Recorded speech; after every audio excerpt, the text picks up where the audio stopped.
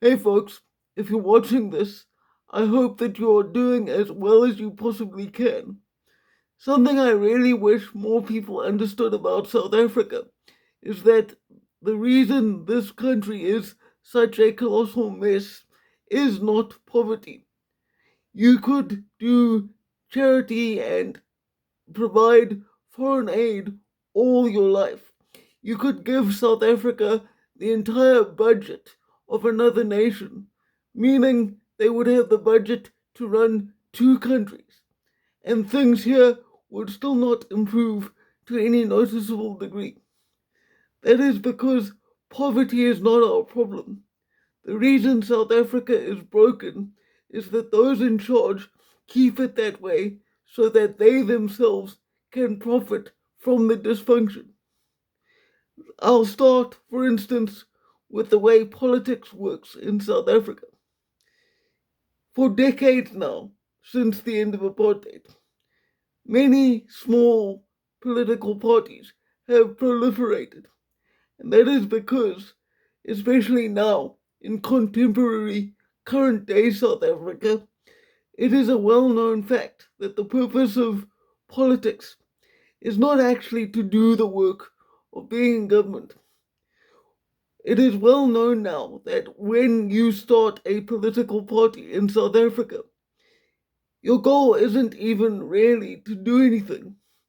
All you're trying to do, if you get into politics in this country, is to convince enough people to vote for you so that you and a few of your friends can reach parliament.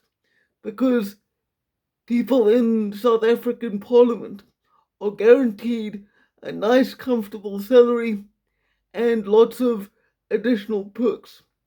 That's it. That's all it's about. That is why, despite the fact that things don't need to be broken in South Africa and things could be fixed, they are not fixed.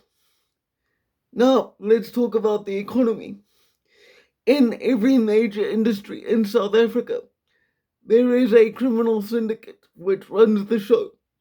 Whether you're talking construction, whether you're talking even the repair of infrastructure itself, right down to the roads, the electricity, and the water services. All of these industries are controlled by various criminal kingpins, many of them directly tied to politicians. And so the reason why things stay broken in South Africa is that there is money to be made when things don't work.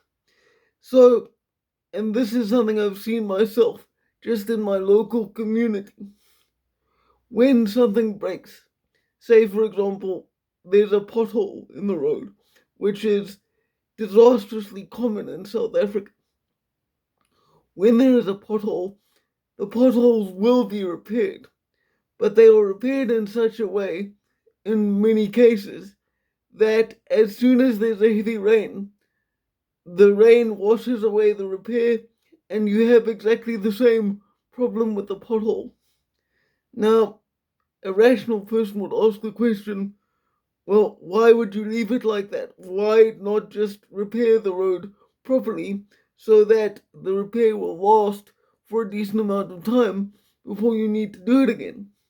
And that is because you're not thinking like a corrupt South African businessman or a politician.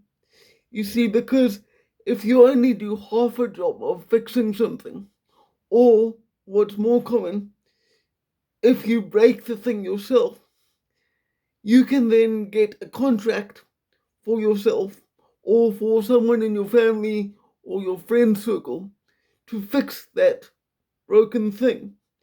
And as long as you don't actually fix it, when it breaks down again 2 weeks later, your company can go back and fix it. And it's just this cycle of things breaking, things being fixed, and things breaking again. And so on it goes. And this is because our leaders in South Africa don't ever mean what they say. None of it is ever true. Even the so called black revolutionaries in the African National Congress, the Umkhonto we Sizwe Party, and the Economic Freedom Fighters, who claim to hate Western imperialism and white monopoly capital.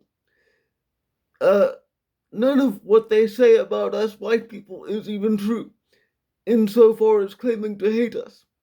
Because if they really did hate us, they would want nothing to do with the things we have produced. And yet, where do South African politicians send their children to school? They don't send them to the bullshit government schools that we have, where education is so bad that children educated in public schools don't even learn to read for meaning. No, politicians and wealthy black business people send their kids to private schools educated alongside the white kids. You see, because when they're in public, or especially in front of a crowd, they have to talk a good game. They have to talk about liberation and the emancipation of the black man. But in private, they are enjoying every possible comfort provided to them by Western civilization, including fancy cars, high-class whiskey, all those nice things that even most white people cannot afford. And this is what the reality of life in South Africa is like, because you get to a point where you realize that when you see a politician speaking, literally none of what they say is true. None of it. I know that politicians in general are known to be liars and manipulators. But in South Africa, it has reached a level where none of what they say is true. And they only say the things they say because it's beneficial to them or expedient in that moment. They will contradict themselves the very next day if necessary, because these people have become so accustomed to lying and so accustomed to having stupid voters believe their lies that I don't think that even they themselves can tell between truth and lies anymore. I think that if you lie for a living long enough, you actually start to believe your own lies. One good example of that is the fact that among the African National Congress, the phrase national sovereignty has become very popular. It's something they say all the time lately, which is ironic because they only started complaining about national sovereignty when Donald Trump started to make a noise about the treatment of white people in this country. And they scream the words national sovereignty, meaning that South Africa is a sovereign nation and therefore no other leader should criticize what our government does. But let me remind you of why apartheid ended, what caused apartheid to fall. In large part, apartheid did not end because the African National Congress posed a serious military threat to the National Party government of the day. They did not. They were dangerous, but remember, before the end of apartheid, South Africa had one of the most intimidating military forces on the planet. South Africa's military used to be world famous for how tough and how deadly they were. The military that we have now is a far cry from what it once was, but that's beside the point. The point I'm making here is that the main reason apartheid fell is that the ANC was able to get sympathy from the international community and thereby have sanctions imposed on South Africa as a nation. So you see, for black leaders, when it suits them, they will go outside of national borders to achieve their aims. But as soon as somebody from outside their borders says, hey, wait a minute, you're doing things you shouldn't be doing, then they claim national sovereignty and they say that no one has the right to criticize their behavior, their choices, or their actions. And so, the message I want you to take away from this video is that South Africa is a society almost entirely built on lies at this point. None of what our leaders say can be taken at face value, and none of it has any real bearing on the reality of life in this country. Because South African politicians don't know what it's like to live as an ordinary South African. You can see this on the rare occasions when they actually go out in public. Firstly, what you will see is that South African politicians travel in a cavalcade of heavily armed guards, surrounded at all times. And then, when they hold public events, despite claiming to be men and women of the people, or when they are on stage, there are massive barricades around them to keep them safe. The difference between the lifestyle of an average politician versus a normal citizen of South Africa is stark. And it is so stark, in fact, that these people have no idea what normal South Africans live with. They don't have the struggles we have, and frankly, they don't care even when they are told what struggles we have.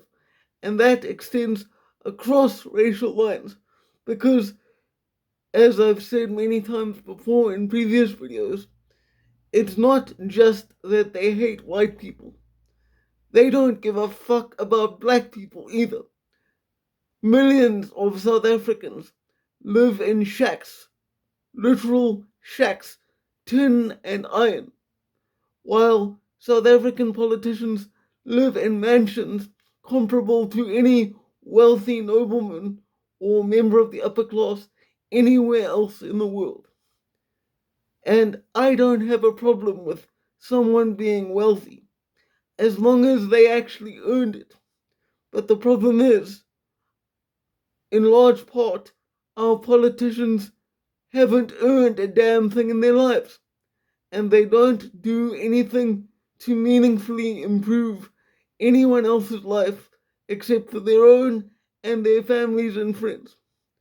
So, my advice to you would be to stop giving to charity, campaign against international aid for South Africa, because the real truth is that every amount of foreign money that is sent here, unless you know for a fact that a particular individual or an organization will be receiving it, anything that's just labeled as general foreign aid will be stolen before it ever reaches the people it is supposed to be helping. Have a good day, and I'll see you in the next video.